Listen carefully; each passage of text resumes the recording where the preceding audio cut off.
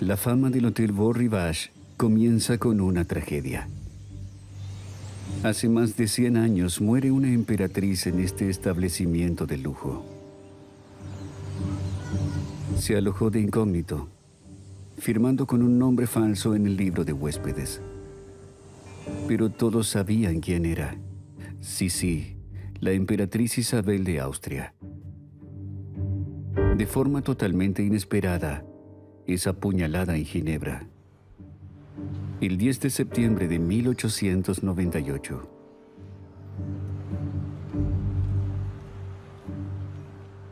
Su asesino, Luigi Lucchini, un anarquista, sonríe mientras los gendarmes se lo llevan.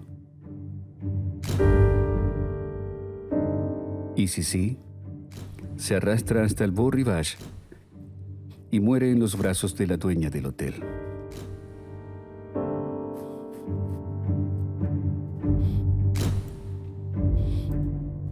Ese trágico suceso marcó la historia de nuestro hotel. Mi abuela Fanny, que por aquel entonces estaba recién casada y tenía unos 24 años de edad, recibió a la emperatriz. Sissi era una personalidad que ya era un mito viviente, una leyenda. Imagino lo emocionante que debe haber sido servir a esa mujer inusual y después acompañarla en sus últimos minutos.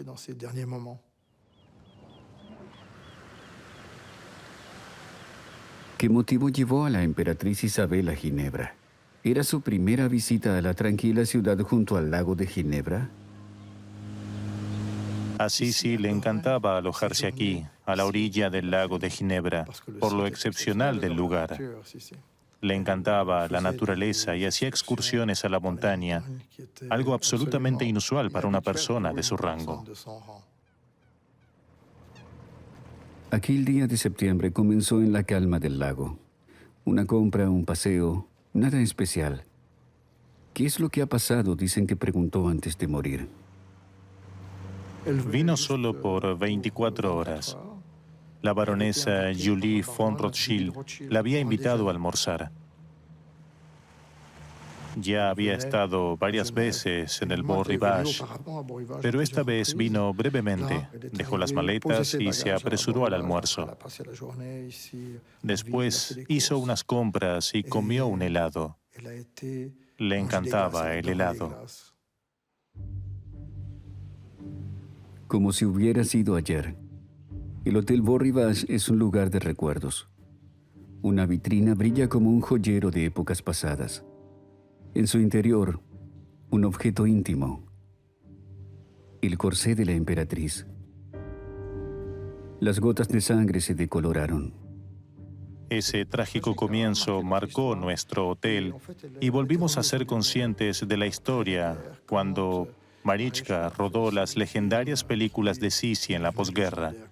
Mis hermanas veían todas las películas de Sissi y yo, por supuesto, también.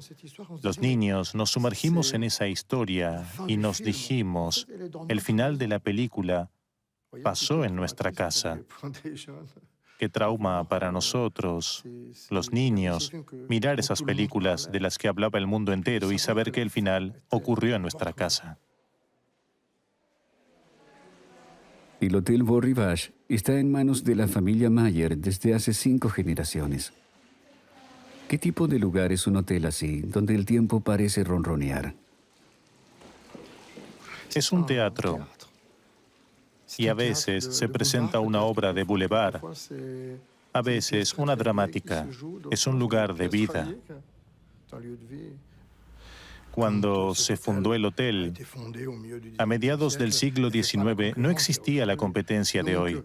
Mi bisabuelo inauguró una casa que respetaba las necesidades de una clientela aristocrática que vivía en un mundo aislado. Ver y ser visto.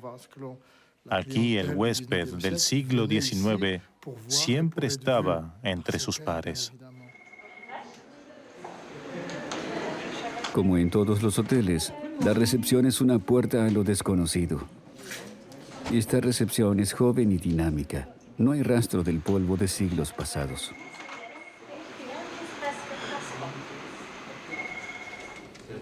Queremos ser una casa familiar con alma.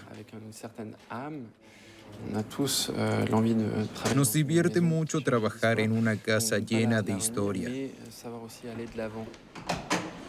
Pero miramos hacia el futuro con tecnología moderna.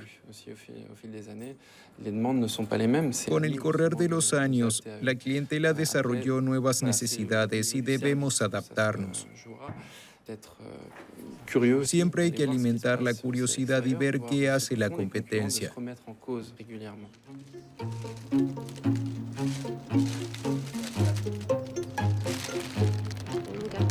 Merci. Bon courage. Bonne journée. Merci, toi aussi. Salut. Tras los bastidores de integridad, el Beau Rivage es un laberinto inquieto de servicios. A una velocidad vertiginosa se cultivan la belleza y la elegancia.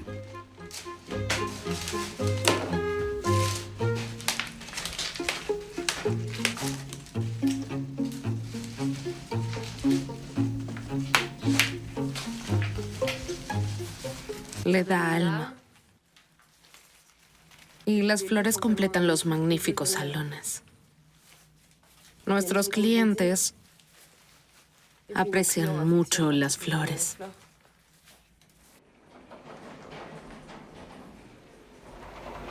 El Beau Rivage no es un gigantesco hotel anónimo. Con casi 100 habitaciones y suites, tiene una dimensión razonable. Desde siempre se hospedan aquí celebridades, personalidades de Hollywood que buscan el encanto aterciopelado del siglo XIX. Las estrellas son todas diferentes, pero diría que los que se alojan en el Beau Rivage adoptan sus valores, es decir, la discreción. Vienen para ocultarse. Su privacidad se respeta. El Beau Rivage no es un escenario, es un lugar de vida muy protegido.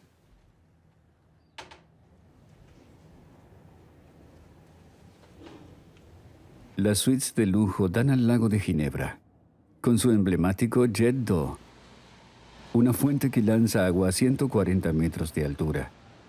El Beau Rivage está íntimamente relacionado con el fascinante paisaje, el lago, los Alpes. Ginebra es una intersección. El paisaje montañoso nos aísla. La llanura, por el contrario, es abierta. Se puede ver en todas direcciones. Ginebra es una intersección. La gente tiene que viajar a Ginebra porque el lago es un obstáculo. El que quiere viajar desde el norte hacia el sur debe rodear el lago. Eso solo es posible desde Ginebra, en dirección sur hacia Italia, o en el otro sentido, por el paso del Gran San Bernardo.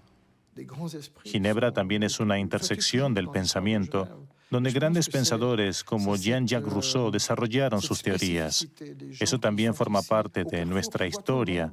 Esa es la peculiaridad de la gente de aquí. Reciben al mundo entero, aprenden un poco de todos y siguen siendo ellos mismos.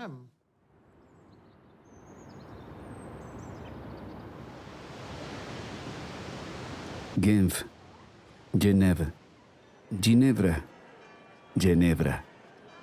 La ciudad se considera la más cosmopolita de Suiza y se encuentra en la parte francesa. Después de Zúrich, Ginebra es la segunda ciudad más grande del país. ¿Qué es lo más característico de Ginebra? La discreción, por supuesto, y la constancia. Las palabras de un observador de los años 60 parecen casi atemporales. Die Genfer Altstadt. Schlicht, aber reich. Heimliche Millionäre. So lebt man hier. In Genf ist Armut ein Laster und ein Bankrotteur ein gottloser Sünder. Ausgestoßen, geächtet. Die Zeiten ändern sich, aber nicht in Genf. El reformador Juan Calvino desarrolló su doctrina en Ginebra. El calvinismo, esa variedad estricta del protestantismo, domina hasta hoy el aura de la ciudad. Es un calvinismo no religioso, sino intelectual, en el espíritu de la reforma, el derecho y la justicia. La gente de Ginebra puede practicarlo porque vive en un mundo de prosperidad. La ciudad no es para nada extravagante. La base de Ginebra es la severidad y la rectitud. Aquí no se ostenta, se es discreto. Ginebra hace 150 años. Los bisabuelos de Jacques Mayer dejaron su patria alemana. Ella era de Hannover, él de Suabia. Abrir un hotel propio en Ginebra parecía una aventura calculable. Cuando se inauguró el hotel en 1865, no había calefacción central, electricidad, ni agua corriente. Cada habitación estaba equipada con una chimenea. El servicio subía la leña y bajaba las cenizas. Era mucho trabajo. Esta es una factura del combustible. Aquí tenemos 100 kilos de madera de haya para la calefacción y una tonelada de coque. En aquella época, coque no era lo que ahora llamamos cocaína, era combustible, en verdad. Polvo de carbón en forma de briquetas o bolas. Albertine y Jean-Jacques Mayer. Como aquí se cultiva tanto la tradición, los bisabuelos siguen estando muy presentes en la casa. El espíritu aventurero de los antepasados puede servir de inspiración. La innovación fue una seña de identidad desde el principio. ¿Quién tiene el mayor comedor de la ciudad? ¿Quién tuvo el primer ascensor? El Beau Rivage. El vestíbulo en 1908. El hotel pasa por neoclásico. La decoración, elegante y opulenta, como si quisieran preservar el mundo decadente del siglo XIX. Los invitados ilustres vienen en masa. La actriz Sarah Bernard fue fiel a la posada de lujo durante décadas. El Marajá de Patiala. Jean Cocteau. Y 007, Roger Moore. A Charles de Gaulle lo recibían los niños, Jacques Mayer y sus hermanas.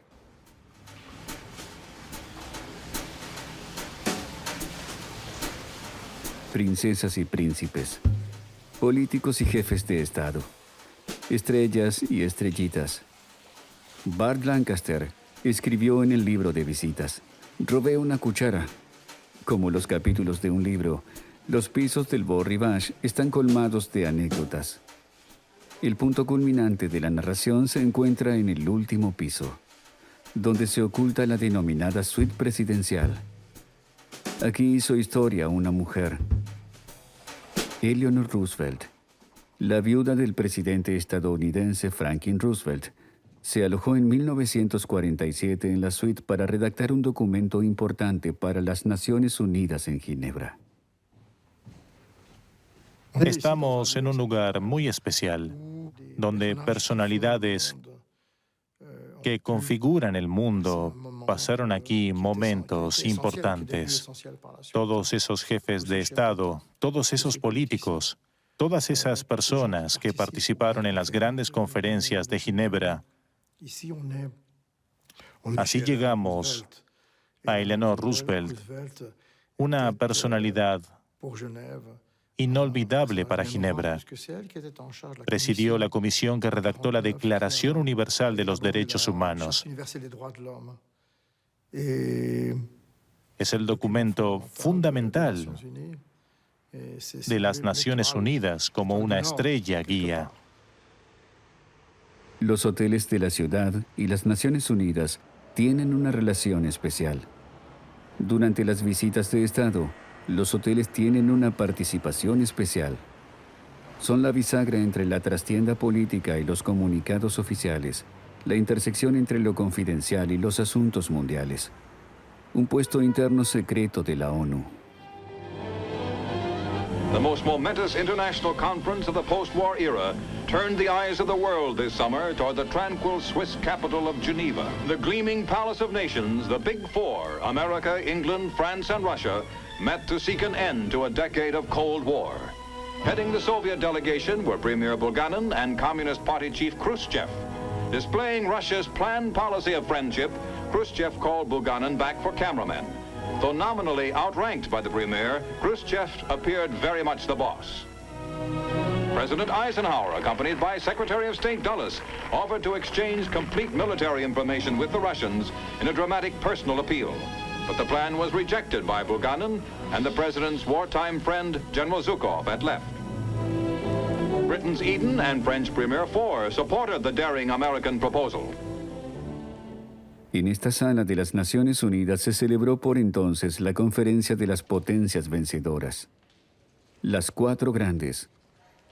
En 1954 se decidió aquí el futuro de Vietnam en la Conferencia de Ginebra. En 1988 se firmaron aquí los Acuerdos de Ginebra sobre Afganistán. El Palacio de las Naciones en Ginebra es, junto con Nueva York, la segunda sede de la ONU. ¿Cómo se relaciona la historia de las Naciones Unidas con el Hotel Beau Rivage? El dueño del hotel, Jack Mayer, quiere conocer más detalles, más información sobre su famosa huésped, la eminente Eleanor Roosevelt, que antaño se alojó en el Beau Rivage. Jack Mayer tiene una cita con la directora del Archivo de las Naciones Unidas.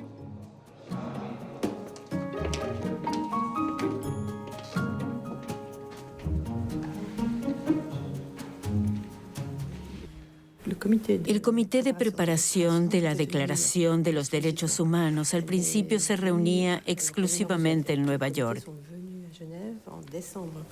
El comité vino después a Ginebra en diciembre de 1947 para aprobar el texto bajo la dirección de Eleanor Roosevelt. Sí, exacto. Tenemos fotografías que muestran a Eleanor Roosevelt con la Declaración Universal de los Derechos Humanos. ¿Quién la había escogido como presidenta? El presidente estadounidense Harry Truman le pidió que participara en la formulación de la Declaración de los Derechos Humanos en la delegación de Estados Unidos. Al principio, los delegados varones la miraban con desconfianza. Oh, ¿por qué? Solo porque era mujer. Era activista, ¿verdad? Sí, había diferentes comités. El presidente de Estados Unidos, Harry Truman, le asignó una función en el Comité de Asuntos Sociales, una tarea más bien representativa, casi una vía muerta. Pero estas cuestiones sociales de pronto se tornaron muy urgentes por la afluencia de refugiados posterior a la Segunda Guerra Mundial. Eleanor Roosevelt abordó la tarea con mucho carisma y así se convirtió en la presidenta de la Comisión de Derechos Humanos recién creada. Entiendo. Algunos miembros de la comisión se quejaron de su ritmo. Querían terminar las cosas en el tiempo previsto.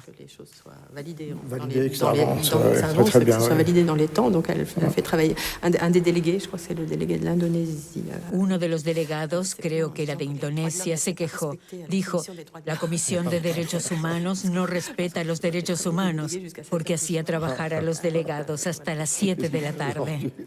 Me gustaría saber qué pasaba por entonces en el Beau Rivage, porque ella se alojaba allí cada vez que venía. Seguramente había reuniones secretas y privadas en los hoteles, igual que hoy. Sí, pasaron muchas cosas en esas reuniones informales. La suite presidencial del Beau Rivage es un lugar perfecto para ese tipo de reuniones privadas o hasta secretas. Varios salones se reparten por la amplia suite. Pero ¿qué ocurre cuando se alojan en el hotel invitados de Estado que no concuerdan del todo con otros jefes de Estado y la discreción se ve comprometida? Hay que tener tacto. Hace unos años recibí al ex secretario general de las Naciones Unidas, Kofi Annan. Al mismo tiempo, teníamos una delegación de un país que no debía ser relacionado con el secretario general. De modo que el protocolo de las Naciones Unidas me pidió que hiciera entrar al secretario general por la puerta trasera. Por supuesto que hice desplegar la alfombra roja entre los contenedores de basura. Le dije, lamento tener que recibirlo en medio de los contenedores. Pero él solo dijo, no se preocupe, lo hago muchas veces en Nueva York. Por año se celebran en Ginebra unas 12.000 reuniones de este tipo de la ONU. ¿Cuántos invitados traen a la ciudad? ¿Cuántas reuniones, conferencias y seminarios? La ONU también es un factor económico para Ginebra. El director del hotel, Jack Mayer, dice que el rasgo más importante de todas estas reuniones es la discreción. En torno al Palacio de las Naciones hay un parque que ya no es de acceso público por razones de seguridad. Alrededor de ese parque surgió en Ginebra un barrio propio, el llamado Quartier Nations, que con sus organizaciones internacionales forma una ciudad dentro de la ciudad. Ginebra se convirtió en una ciudad internacional en 1920 con la creación de la Sociedad de Naciones. Se construyó una nueva estación de tren, un aeropuerto. Alrededor de estas organizaciones surgieron muchas instituciones, ONGs pacifistas o feministas que hoy forman su propio ecosistema internacional. De hecho, con la población de Ginebra, la relación es como si fuéramos dos planetas que viven uno al lado del otro. Pero en los últimos años se han intentado integrar más estas organizaciones en la vida cotidiana de Ginebra. Naciones Unidas tiene 1.500 empleados. El organismo entero, más de 10.000 personas. Naciones Unidas es un empleador en una metrópoli bastante pequeña de 200.000 habitantes. Los hoteles también se benefician de eso. En el cosmos de la política oficial y las reuniones secretas, los hoteles son, además, los lugares donde los periodistas se encuentran con sus entrevistados, lugares protegidos. Paula Duprasdovias es una de esos periodistas.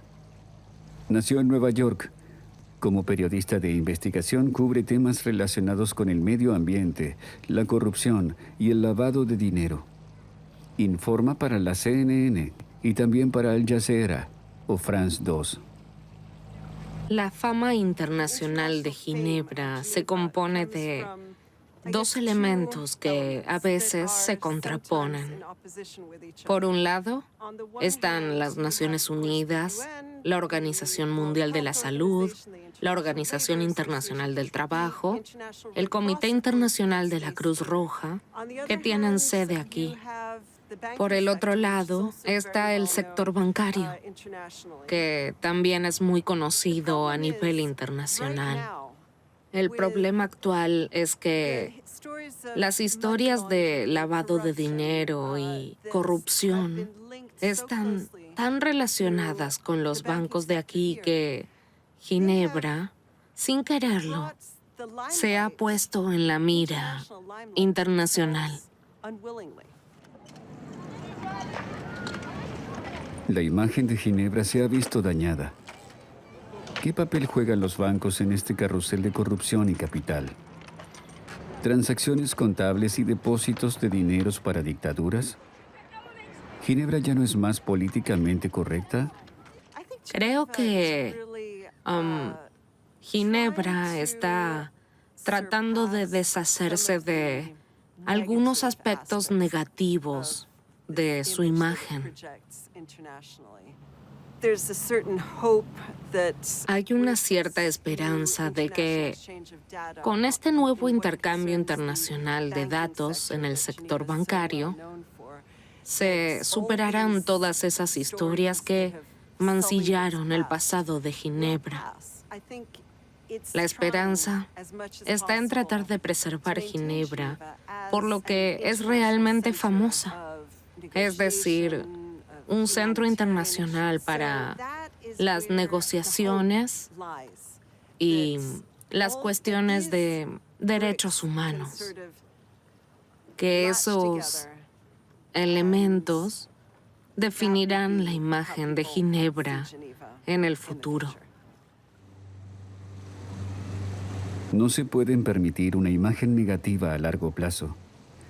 La ciudad de Ginebra está hace décadas en la mira de reporteros serios, así como de los paparazzi que viajan del mundo entero.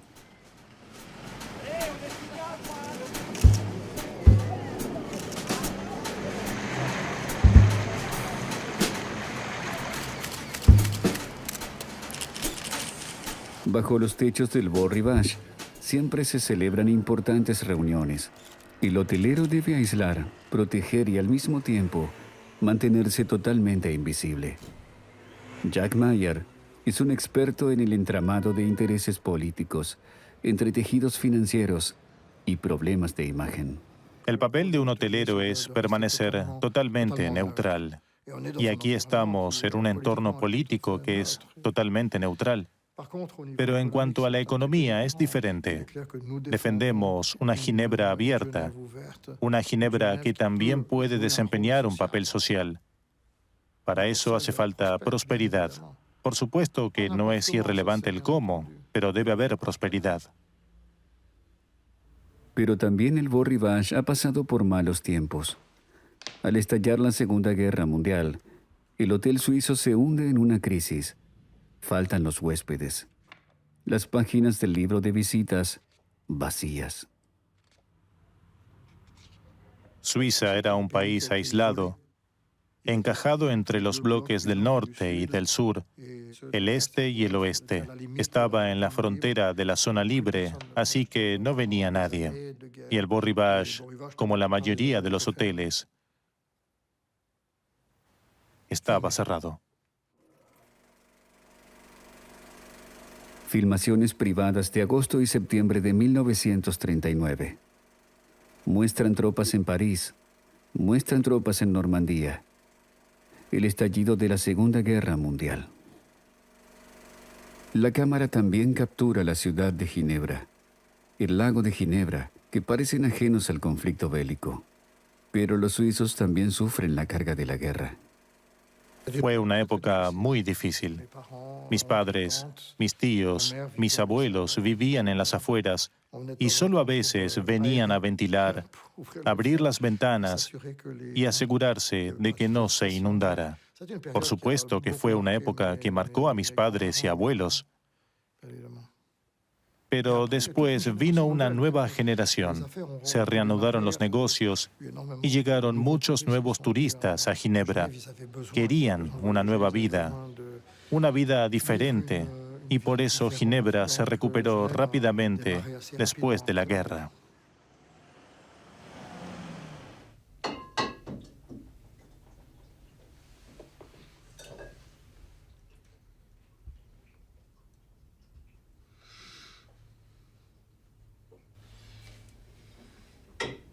Cuando era adolescente, pasaba todos los jueves en este lugar porque ese día mi padre recibía a los proveedores de vino con sus vinos de Borgoña o Burdeos.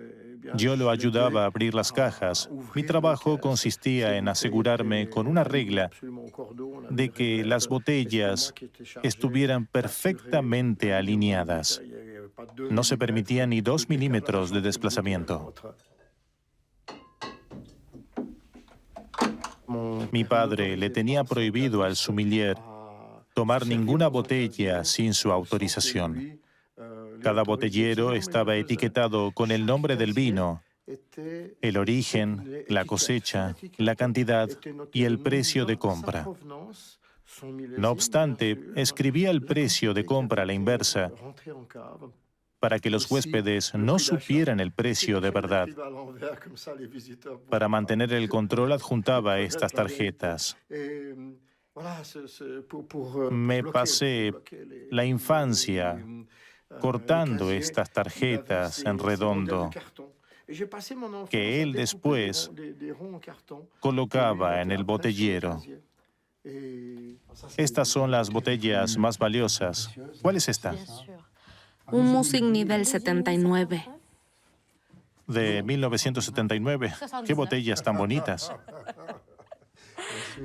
Chateau Margaux 53. On a quelques belles bouteilles aussi, ça c'est exceptionnel. ¿Sabe cuál es la botella más antigua que tenemos en la casa? No es un vino, sino un cognac fine champagne. ¿Un cognac? De 1820. No vio a Napoleón por poco.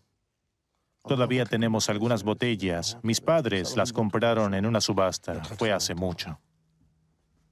Los buenos vinos tienen una larga historia, que depende del sommelier anterior o incluso de su predecesor.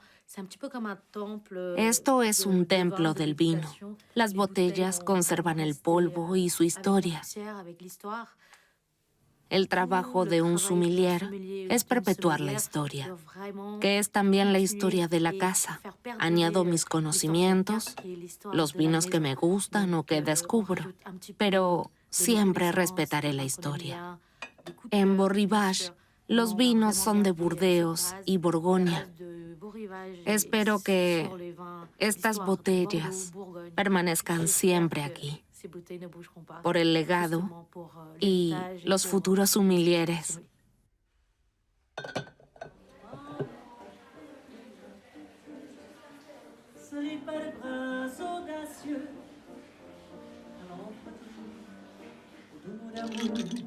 Quand ils sont mis avec les yeux,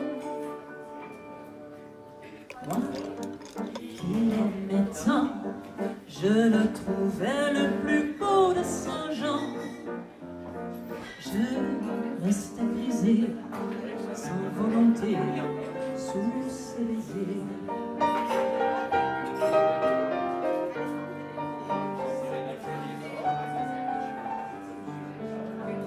Incluso en una casa administrada con tanto cuidado como el Beau Rivage, ocurren cosas que el dueño de un hotel no puede controlar ni evitar.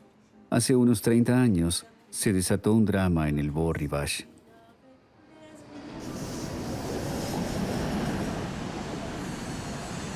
Este periodista alemán desempeñó un papel destacado en el drama. En octubre de 1987, encontró al ex primer ministro de Schleswig-Holstein, Uwe Barscharf, muerto en la bañera. Sebastian Gnauer lo fotografió. Publicó las fotos. Los artículos que la revista Stern publicó causaron un verdadero escándalo en Alemania.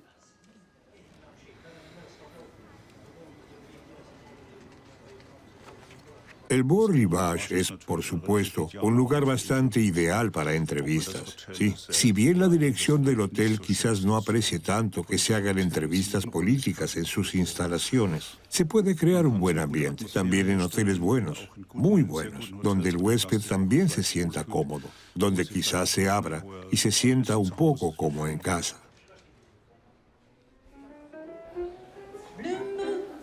¿Cómo se produjo el escándalo? El periodista Sebastian Gnauer había viajado de Hamburgo a Ginebra con la esperanza de entrevistar al ex primer ministro. Este había iniciado una campaña electoral sucia y su partido lo había abandonado. En el bar, el periodista espera establecer contacto. Como Barschel no aparece, a la mañana siguiente el periodista entra a la habitación sin permiso. Estaba medio oscuro. Había un zapato solo tirado en el pasillo. Era un pasillo que llevaba a la cama. Había otras cosas tiradas, como un pijama, caramelos, un libro de Jean-Paul Sartre, sorprendentemente abierto en una historia determinada, que también trata del suicidio. Como si estuvieran preparados para la visita de un periodista, estaban los documentos que realmente me importaban. Pensé, ¿cómo documento esto? Tomé esos papeles, salí con mi fotógrafo y le dije, quédate afuera de la habitación, avíseme cuando regrese el señor Basher. Debía vigilar, por así decirlo, y avisarme. Y al salir de la habitación llamé a la puerta del baño. Abrí la puerta y vi por el espejo del baño que había un cuerpo sin vida en la bañera. Entonces supe que algo terrible había ocurrido.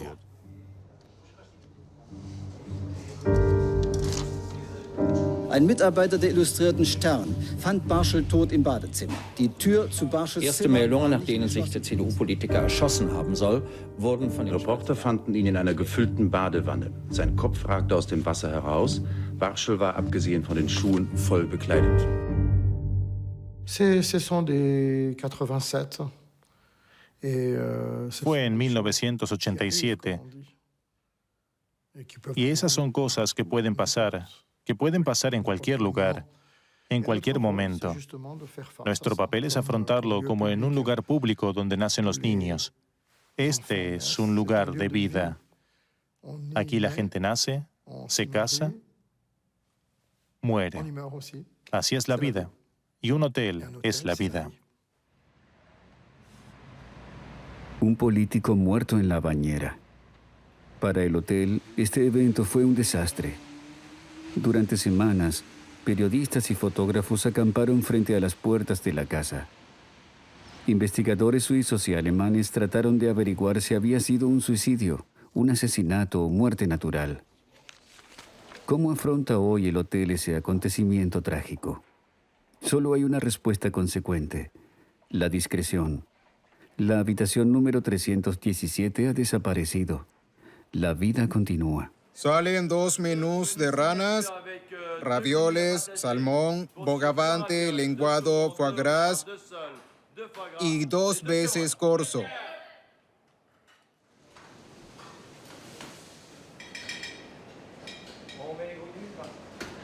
Dominique Gauthier es el jefe de todas las cocinas del Beau Rivage.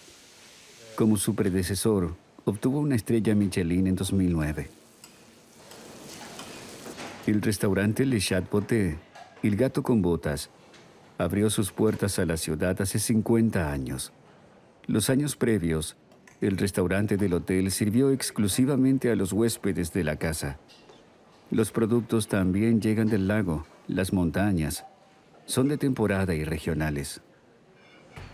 Vamos, mesa 8. Cuando eres joven, corres detrás de las estrellas. Una estrella es una locura para un chef. Ser famoso es genial. Pero cuando envejeces, te das cuenta de que en verdad lo más importante es el comensal. Es importante complacer a tus clientes, ser atento, y si te tomas en serio a tus clientes, las estrellas vienen solas. Eso lo aprendes cuando pasas los 50.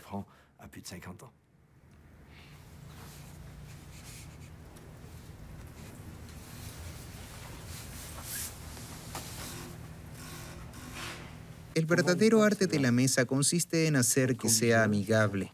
Eso es muy importante. Y tiene que ser bello. Hay que sentirse como en casa cuando uno toma asiento. Además, toda la belleza ante los ojos.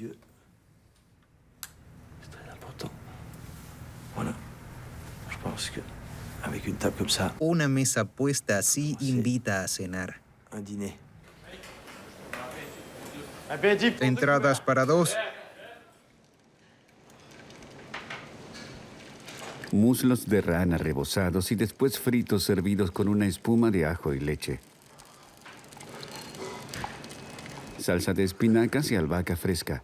Ese es el clásico de la casa actualmente. Estas son las ranas, un plato que empecé a hacer hace unos 15 años. Está en el menú todos los días. Los clientes vienen por las ranas. ¿Están listas las hamburguesas? Hasta tenemos comida rápida. En un hotel hay que hacer todo, todo.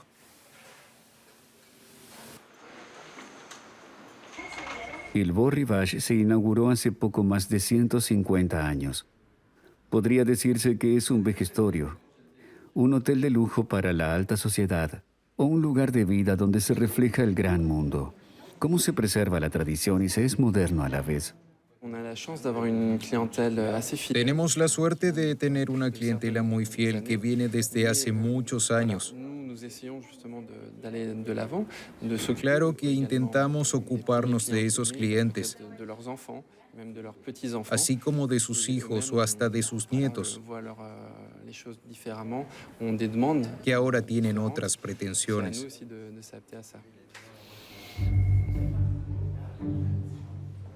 El director del hotel, la florista, el jefe de recepción tienen algo en común. Para ellos, esta casa tiene alma. Ellos le dan alma. Cada generación tiene su propia manera de realizarse, aun cuando todas cuiden los mismos valores básicos. Mi padre, por ejemplo, era un hombre de la buena cocina. Abrió la casa a la gastronomía y a un mundo moderno, que es un mundo de empresarios. Cuando él se hizo cargo del Beau Rivage, lo abrió a una nueva generación que venía a Ginebra para asistir a conferencias y seminarios. Ya no tenía nada que ver con la sociedad distinguida de la Belle Époque. Yo también seguí perfeccionando la casa. Cuanto más se conecta Ginebra con el mundo, mejor se asegura el futuro. Eso está claro. ¿Cómo lo hará la siguiente generación? ¿La quinta? ¿La sexta dentro de 40 años? Me encantaría saberlo. En el Beau Rivage, cada generación participó en la historia de su época. La muerte de una emperatriz, la gran política, las celebridades, todo el color de la escena internacional. El Beau Rivage lo sobrelleva todo con la fina discreción suiza. Frente a los Alpes, en Ginebra, convertido en uno de los ombligos del mundo.